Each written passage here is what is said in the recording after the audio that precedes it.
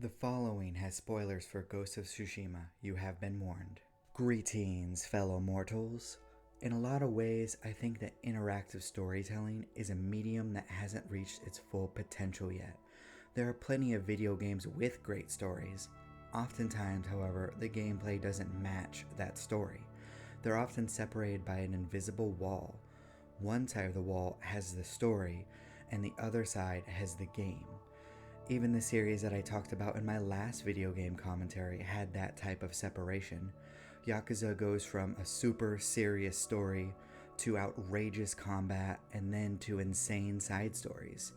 It mixes everything well, but it always feels like I'm getting transported from one reality to another when it comes to these three different sections of the game. There are a few easy examples to name about this type of wall. Uncharted has a fun adventuring story where the main character kills hundreds of soldiers without it affecting him at all. Batman Arkham Knight has Batman run over people with his car and justify it by saying that those people are still alive, even though I know that they couldn't have lived through some of the crashes that I put them through. Even the game that I'm talking about in this video has that major problem. Ghost of Tsushima has a scripted fight at the very beginning that you can't win. It would have been nice if they had a jokey alternate ending like in Far Cry 4 if the player did manage to win the fight at the beginning of the game. I think that the best video game stories come when the gameplay only enhances the story instead of being separated from it by the invisible wall. I'll use some of the more cliché examples. Everything about Undertale works to tell a story. In Papers, Please, you have to do your job and make decisions that walk the line of being a compassionate person and surviving day to day. Oddly enough, I found that even Ghost of Tsushima pulled this off as well. At least to me. I can't talk about other people's experiences, of course. If you don't know, Ghost of Tsushima is a video game released in 2020 by Sucker Punch Productions. It follows the samurai Jin as he transforms into the brutal ghost in order to fight back the Mongol invasion. Now this game is a lot different than Undertale or Papers, Please. It's an open world game. For the most part, you can go where you want and do side content across the island of Tsushima for as much as you want. In order to unlock more parts of the island, you have to complete the parts of the main story quest. This is way different than the more on-rails games like Undertale or Papers, Please. In my opinion, Ghost of Tsushima is most like Assassin's Creed out of all the other types of video games. It follows the journey of a person turning into an assassin.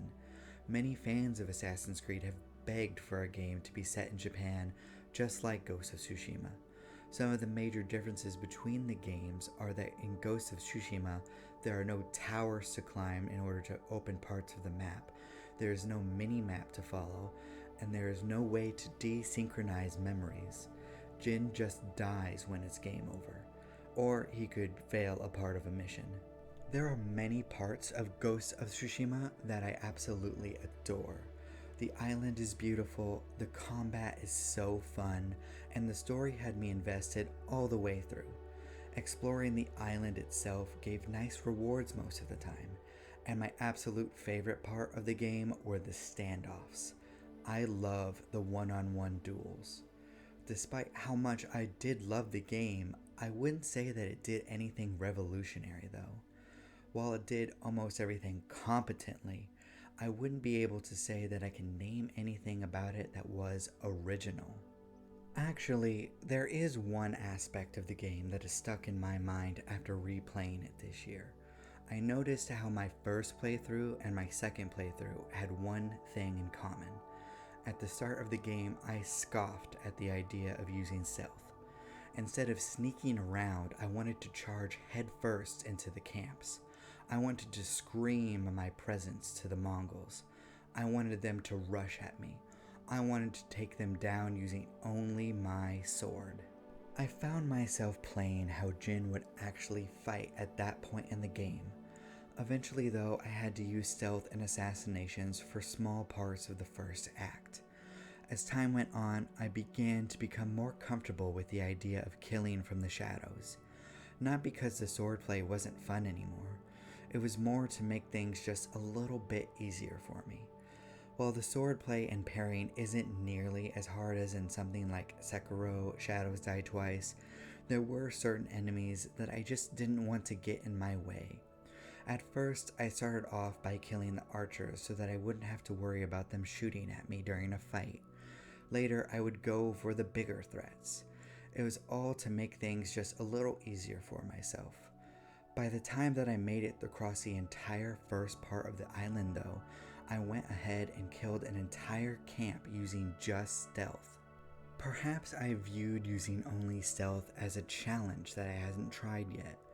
Maybe I just didn't want to fight at that moment. It could have been that I just wanted to save time, energy, or health for the final duel for the large camp.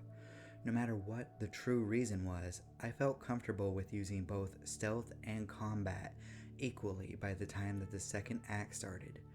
That was when things started to change though.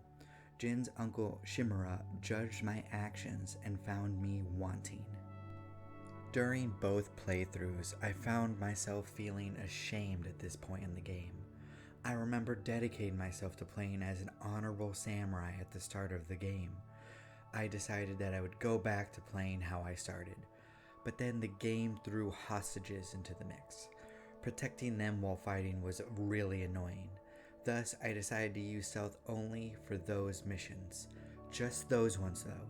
Besides that, I would stick with basic combat. But then poison, terror, and the ghost dance were thrown into the mix. How could I not use those? They were some of the most fun parts of the game after all. By the time that I completed the second part of the island, I was using everything at my disposal. All of the stealth abilities, tools, and skills were on full display. I could take down waves of enemies without any problem. Many fights ended with Mongols soiling themselves and fleeing from me in terror.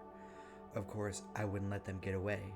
All I needed were well-placed arrows to the back of the head. As the second act shifted into the third, Shimura's attempts to chastise me made me scoff. My and Jin's way saved lives. After all, the ghost was the one destroying the camps, completing side quests, and getting civilians to safety. All that Shimura managed to accomplish was get people killed. Shimura was naive in my and Jin's mind. This way was better. This way was more fun. This was the only way to beat the Mongols. Then Act 3 started. I killed my former best friend. Shimura and the samurai turned against me. The Mongols started using the poison that I terrorized them with. Civilians began to suffer even more. But I did not change my mind. The way of the ghost was right. Jin and I didn't start this war. We never attacked civilians. It was the Mongols. They were the problem. And we would kill every last one of them. It didn't matter what came afterward. By the time that the game came to its conclusion, I felt sad. I didn't regret my actions. I did what I had to save Tsushima. But I still felt sad because of the rift that had formed between Jin and Shimura. And as the final duel came to its end, I decided to show mercy. To me, life without honor is still a life worth living, because you could still do the right thing, help people, and make evil suffer for their terrible deeds. Now, I wouldn't say that Ghost of Tsushima is a perfect story. There are messier parts. Some things are a bit too predictable for my liking, and I rolled my eyes at some of the stupid decisions that other characters made in Act 2.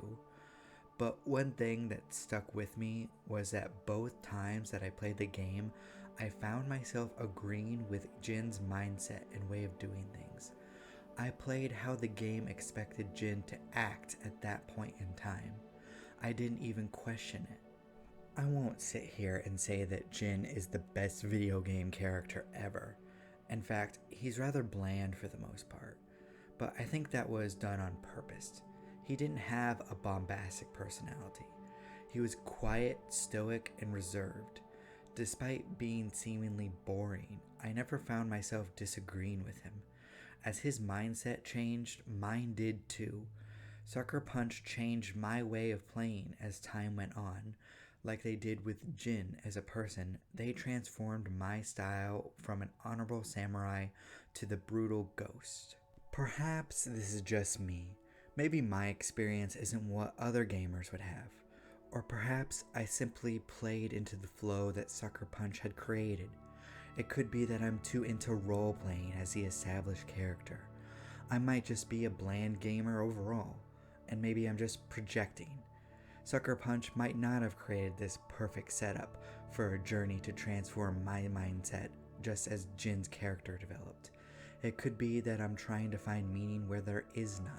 That's the beautiful thing about storytelling, though. Many things are a matter of interpretation. You could have seen something different from the game. You could have hated it even though I loved it. That's fine, but I want to applaud Sucker Punch for the experience that they gave me. Undertale and Papers, Please didn't make me change my playstyle in the middle of a run. Before I started a playthrough, I picked how I would play even before I began. Nothing changed my decision. Not even the hard boss fights in Undertale or the difficult moral decisions in Papers, Please altered how I decided to play them. Of course, I'm not taking anything away from those games either. Those are unbelievably good examples of gameplay enhancing the story. It's just that those stories deserve their own videos. Right now, though, I want to focus on Ghost of Tsushima. It deserved all of the praise and awards that it earned. And I didn't even get into some of the small bits of love that the developers showed for the players. There were so many different modes, color schemes, and ways to play the game. Sucker Punch even put in a free multiplayer add-on for the game. The actual real-life island of Tsushima made the developers of the game ambassadors for the respect that they showed the island. It's nice when only good things come out of a video game, because there were no controversies from the game. None at all. I swear. Thank you so much for watching. If you want to play Ghost of Tsushima for yourself, it's available on the PS4 and the PS5. I've heard rumors that it's coming to PC too. Hopefully the port will be good. I want as many people as possible to enjoy this story and have a similar journey with Jin. And if you like my takes on storytelling, please remember that I will be self-publishing my novel, Dance of Frozen Death, at the start of 2023. I hope that you will check it out. I appreciate you. Do not despair.